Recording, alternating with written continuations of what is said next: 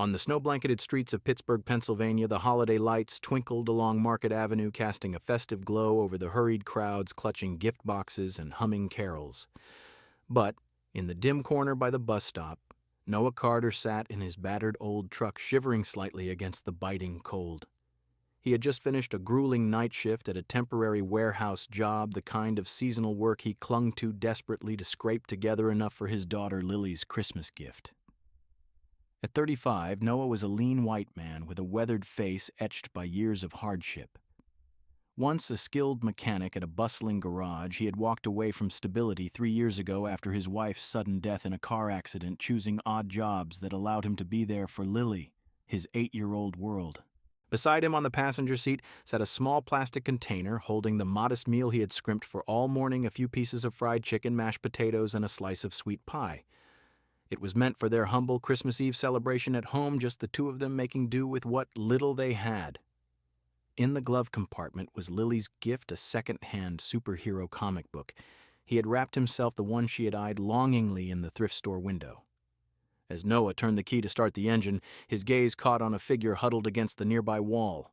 The man, dressed in tattered layers, was rubbing his hands together furiously, his breath visible in the frigid air as he eyed a nearby trash bin with desperate hope. Snowflakes clung to his unkempt beard and his shoulders shook with each gust of wind. Noah stared at the food container, then back at the man. A pang of hesitation gripped him. This was all he had for the night, the one small indulgence in their sparse life. But something deeper stirred a quiet resolve born from his own losses. He rolled down the window, the cold rushing in like an unwelcome guest. "Hey!" Noah called out, his voice steady despite the chill. "You okay out there?" The man looked up wary at first, his eyes sunken and shadowed. "Just trying to find something to eat. Ain't stealing, I swear." Noah paused, the engine idling softly.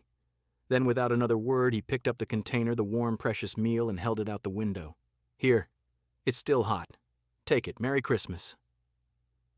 The man's eyes widened in disbelief, his trembling hands reaching out slowly. "You sure looks like your dinner," Noah nodded, forcing a small smile. "I've got a home to go to and a little girl waiting. That's more than enough." As the man clutched the container, tears welled in his eyes, mixing with the falling snow. "God bless you, son. Thank you. Really." Noah watched him for a moment, then rolled up the window and drove off into the night. The empty seat beside him a stark reminder of his sacrifice. He didn't regret it, not entirely, but the weight of another lean holiday pressed on him. Unbeknownst to Noah, a sleek silver SUV had pulled up a short distance away, its tinted windows shielding the driver from the storm. Inside, Harper Ellington gripped the steering wheel, her breath fogging the glass as she replayed the scene in her mind. At 35, with wavy brown hair and sharp features honed by years in boardrooms, Harper was the CEO of Ellington Properties, one of the largest real estate firms in the region. She hadn't meant to drive through this rundown part of town. A detour due to traffic had led her here on her way back from a late meeting. Divorced and childless, her Christmases were spent in a sprawling mansion with only wine and silence for company. She had long stopped believing in random acts of kindness, viewing the world through a lens of calculated deals and guarded solitude. But tonight, through the swirling snow, she had seen it all. The man's quiet generosity, the stranger's grateful tears. It pierced something in her, a flicker of warmth in her otherwise frozen heart. Harper stared at the retreating taillights of Noah's truck, her mind racing. Who was this man willing to give away his last meal on Christmas Eve? For the first time in years, curiosity and perhaps a spark of hope stirred within her. She would find out. The morning after Christmas Eve dawned crisp and unforgiving in Pittsburgh, the snow from the night before blanketing the city in a deceptive peace. Noah Carter stirred early in his modest wooden house on the outskirts, the kind of place with creaky floors and thin walls that let the cold seep in. He brewed a weak pot of coffee, his mind already racing ahead to the day. Lily was still asleep in her small room, her superhero comic tucked under her pillow like a treasure. Noah glanced at the empty cupboard. Last night's sacrifice meant breakfast would be toast and jam again, but he pushed the thought aside. Today he would focus on making her smile. As he stepped outside to warm up the truck for the school run, a sealed envelope caught his eye, taped crudely to the front door. His stomach dropped as he tore it open. The letter was from the warehouse. "We regret to inform you that your temporary contract is terminated effective immediately. Your unauthorized early departure from shift to assist an individual on the street constitutes a violation of company policy." Noah's hands trembled as he read it twice, the words blurring. He had clocked out 15 minutes early with a nod from the shift supervisor, thinking it harmless. But someone must have reported it, turning a moment of kindness into grounds for dismissal. He crumpled the paper, his breath coming in short bursts. This job was his lifeline, the only gig he had landed in months. Without it, the bills would pile up and the fragile stability he had built for Lily would crumble. Memories flooded back unbidden 3 years ago. After Sarah's accident, he had quit his steady mechanic role to avoid childcare costs he couldn't afford. Nights blurred into days of scraping by, delivering pizzas, hauling freight, anything flexible enough to let him pick Lily up from school. He had promised Sarah on her deathbed that he would keep their daughter safe, loved, and fed. Now staring at the letter, that promise felt like a lie. Shaking off the despair, Noah shoved the envelope into his pocket and went back inside. Lily emerged from her room, rubbing her eyes, her pajamas rumpled. "Morning, Daddy. Did Santa come early?" He forced a grin, kneeling to her level. "Not yet, kiddo. But hey, remember that story I told you about the man on the street last night? Daddy shared our dinner with him because that's what good people do. Makes the world a little warmer, right?" Lily beamed, hugging him tightly. "You're my hero, Daddy." Like in the comic. Her words twisted like a knife, but Noah held her close, hiding his worry. After dropping her at school, he hit the pavement, pounding doors at warehouses, construction sites, and even a few garages. Any openings, "I'm reliable," got mechanic experience. But the responses were the same: holiday slowdown, check back after New Year's. By midday, exhaustion set in the snow soaking through his boots as he trudged back to the truck, his resume worn from folding. Meanwhile, in a sleek high-rise office downtown, Harper Ellington paced her corner suite, the city skyline sprawling below like a conquered kingdom. She had barely slept, the image of the stranger's act replaying in her mind. Her assistant Mark entered with a tablet. "Here's the footage you requested, ma'am, pulled from the street cams near Market Avenue." Harper watched the video intently, the truck pulling over the exchange, the quiet departure. "And the report," Mark handed her a folder. "Noah Carter, 35, widower, former lead mechanic at Pitt Auto Garage, solid reviews, no incidents. Quit 3 years ago after his wife's death, now does temp work. One daughter, Lily, age 8. Clean record, but finances are tight, rent arrears noted in public records." Harper's fingers traced the pages, her expression unreadable. She had built her empire on sharp instincts, spotting opportunities where others saw risk. But this was different. This man had given away his meal without a second thought, while she sat in luxury, untouched by the world's harsh edges. "I want more," she said. "Skills assessment references." Discreetly. Mark nodded. "What exactly are you planning, if I may ask?" Harper glanced at the screen, her voice soft but firm. "To see if there's room in this company for someone who values people over protocol." As evening fell, Noah returned home, the weight of the day pressing down. He prepared a simple dinner, canned soup and crackers, hiding the termination letter in a drawer. Lily chattered about school, oblivious, but Noah's mind wandered to the looming eviction notice if he couldn't pay rent.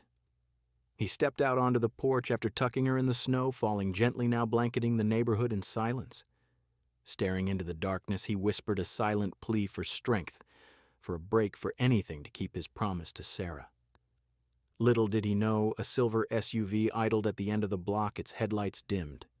Inside, Harper clutched a freshly drafted contract in her lap, a position as technical supervisor in her company's fabrication division tailored to his expertise. She had vetted him thoroughly, his skills were gold in her industry. Watching the faint light from his window, Harper felt a resolve solidify. This wasn't pity.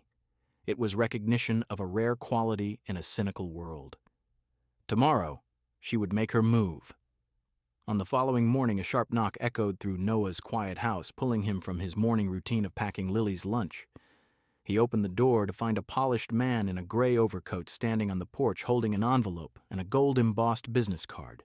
The stranger's attire screamed corporate, a stark contrast to the snow-dusted neighborhood of modest homes. "Mr. Noah Carter," the man asked, his tone professional yet courteous. Noah nodded warily, glancing back to ensure Lily was still in the kitchen out of earshot. "That's me. Can I help you?"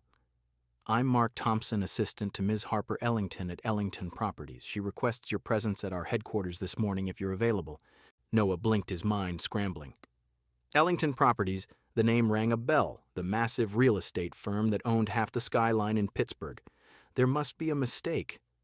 I don't have any business with a company like that. I'm just a warehouse temp, or was until yesterday. Mark offered a reassuring smile, extending the card. "No mistake, sir. Miss Ellington was quite specific. A car's waiting if you'd like to come now." Bewildered, Noah agreed, his curiosity overriding caution. He quickly arranged for a neighbor to watch Lily after school, then stepped into the waiting black sedan. The drive downtown felt surreal, the gritty streets giving way to gleaming towers of glass and steel. Noah fidgeted in his seat, self-conscious in his faded jeans and scuffed boots, the same ones he wore for manual labor. 3 hours later, he was ushered into the executive suite on the top floor.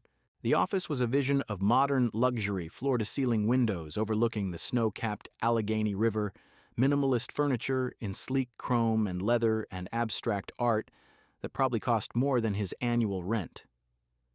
Harper Ellington rose from behind a massive oak desk, her presence commanding yet unexpectedly warm. She wore a tailored blazer over a silk blouse, her wavy brown hair framing a face that held a mix of poise and subtle vulnerability. "Mr. Carter, Noah," she said, extending a hand.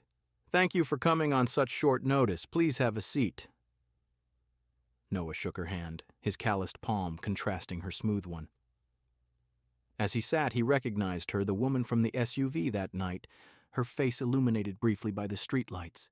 You were there, weren't you? On Market Avenue."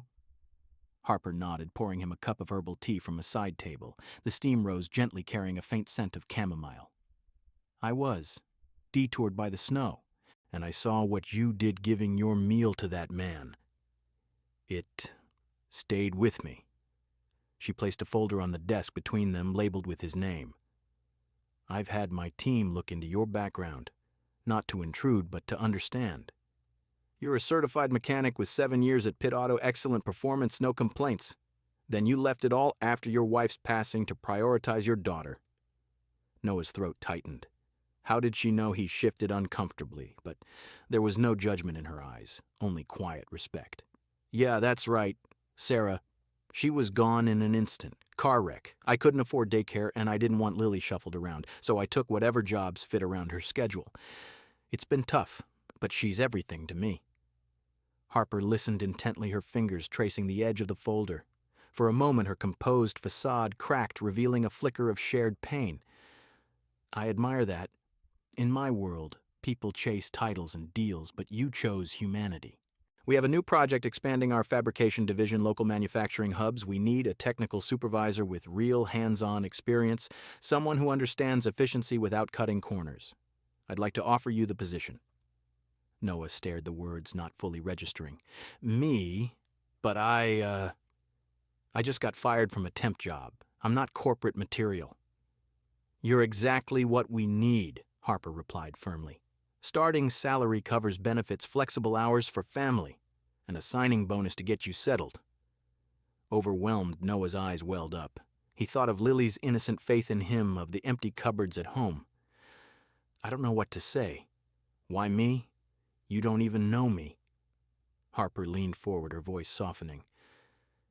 "Because in a city full of people rushing by, you stopped. You gave when you had nothing left. That's rare. And it's the kind of integrity that builds empires, not just buildings, but lives." In that charged silence, Noah extended his hand again, this time with gratitude. As they shook, a subtle current passed between them, not romance, not yet, but a profound connection born from one act of kindness witnessed in the snow. For Noah, it was the dawn of a new chapter, pulling him from the brink of despair toward possibility. 2 weeks after that fateful meeting, Noah Carter stepped into the bustling fabrication division of Ellington Properties, his new badge clipped awkwardly to his shirt. The facility was a far cry from the dingy warehouses. He knew state-of-the-art machines hummed in synchronized rhythm. Technicians in crisp uniforms moved with purpose, and the air carried the metallic tang of progress. At first, doubt gnawed at him. He felt like an imposter in this polished world, his hands still bearing the scars of manual labor. What if I mess this up? He thought during his orientation as colleagues rattled off acronyms and protocols he barely grasped. But as days turned to weeks, Noah's practical expertise shone through. On his third shift, a conveyor line jammed during a critical assembly run. While engineers debated software glitches, Noah knelt by the machinery tracing the belts with familiar ease. "It's not the code. Look the alignments off from where," he said, adjusting a bolt with a wrench from his old toolkit. The line roared back to life, saving hours of downtime. Word spread quickly. Soon he was the go-to for hands-on fixes, earning nods from even the most skeptical team members. By the end of the first month, Noah's suggestion to repurpose scrap materials for prototype testing had slashed costs by 15%.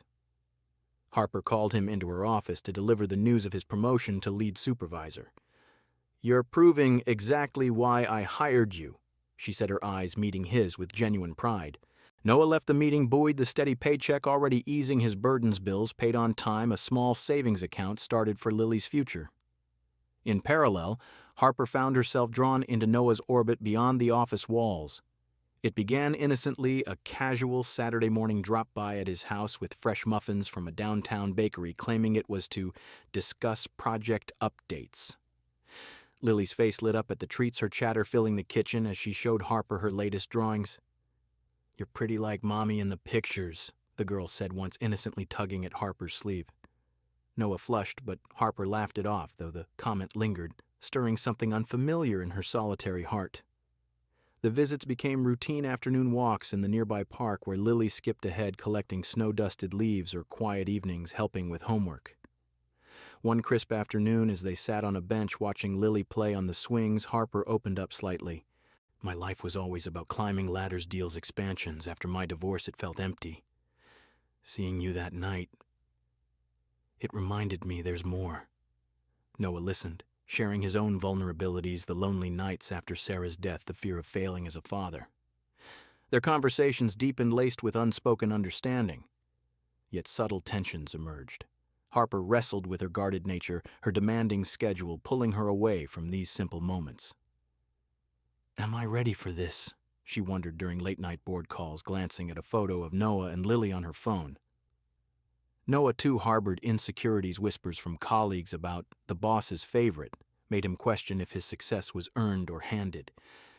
"She's from a different world," he confided to himself one evening, staring at his reflection in the mirror. But each shared glance, each laugh with Lily chipped away at those walls. The turning point came as another Christmas approached. One evening, after a shared dinner of homemade pasta, Lily climbed onto Harper's lap. "Miss Harper, will you come for Christmas dinner this year? Daddy makes the best hot chocolate." The room fell silent, Noah's eyes locking with Harper's across the table. She hesitated, then smiled softly. "I'd love to, sweetheart." That holiday season unfolded in Noah's cozy home, the air scented with pine from a modest tree adorned with handmade ornaments. Harper arrived with bags of treats, cookies. She had baked herself a rare domestic effort and wrapped gifts for Lily. As the girl tore into her presents, squealing over a new set of art supplies, Noah and Harper sat on the worn sofa, the fire crackling softly. "Thank you," Noah murmured, his hand brushing hers, "for seeing me that night, for all of this." Harper squeezed his fingers, her voice barely above a whisper. "It wasn't just seeing. It was recognizing something worth holding on to." In that moment, amid the twinkling lights and Lily's joyful laughter, the seeds of something deeper took root, nurtured by quiet acts and shared vulnerabilities. 1 year later, the Pittsburgh skyline gleamed under a fresh layer of spring sun. But for Noah Carter, success wasn't measured in the view from his office window. As lead supervisor in Ellington Properties Fabrication Division, he had spearheaded innovations that streamlined production lines, saving the company substantial costs and earning him a well-deserved raise. Yet amidst the hum of machinery and team meetings, Noah remained grounded. He clocked out promptly each day for Lily's school events, parent-teacher conferences, piano recitals, bedtime stories. The steady income meant no more scraping by. Their home now had a fresh coat of paint, a stocked pantry, and even a small backyard swing set where Lily could play without worry. Harper Ellington, once defined by relentless ambition, had transformed too. Her empire thrived, but she had carved out space for quieter joys. Weekends were sacred now, drives to the countryside, picnics by the river, evenings curled up with Noah and Lily watching old movies. The mansion that once echoed with emptiness now felt like a distant memory. She spent more nights in Noah's cozy house where laughter filled the rooms. For the first time, Harper understood balance not as a compromise, but as fulfillment. One ordinary afternoon, Lily bounded through the door after school waving a crumpled paper like a trophy. "Daddy, Miss Harper, look what I wrote for class." She thrust it into Noah's hands, her eyes sparkling with pride. The assignment, "Who is your hero?" Noah unfolded it, Harper peering over his shoulder. In Lily's neat childish script, "My hero is my daddy. He doesn't wear a cape or fly like in my comics, but one Christmas when we didn't have much, he gave our dinner to a cold man on the street. Daddy says kindness makes the world better. He's strong because he takes care of me after Mommy went to heaven. He works hard and always hugs me when I'm sad. Miss Harper says he's special too. My daddy is my Christmas miracle." Noah's vision blurred as he read a lump forming in his throat. He pulled Lily into a tight embrace, his voice thick. "Oh, kiddo, that's the best thing anyone's ever said about me." Harper knelt beside them, her own eyes misty. She stroked Lily's hair gently. "Your daddy is a hero, sweetheart. And you know what, he's taught me to be a little braver too." In that simple moment, surrounded by the warmth of their shared life, the true value crystallized. Noah had started with nothing but a selfless act in the snow, and it had rippled outward, restoring his stability, forging unbreakable bonds, reminding a jaded woman of humanity's quiet strength. Harper, who had once equated worth with wealth, now saw richness in these everyday connections, a child's unwavering love, a partner's steady hand, the peace of giving without expectation.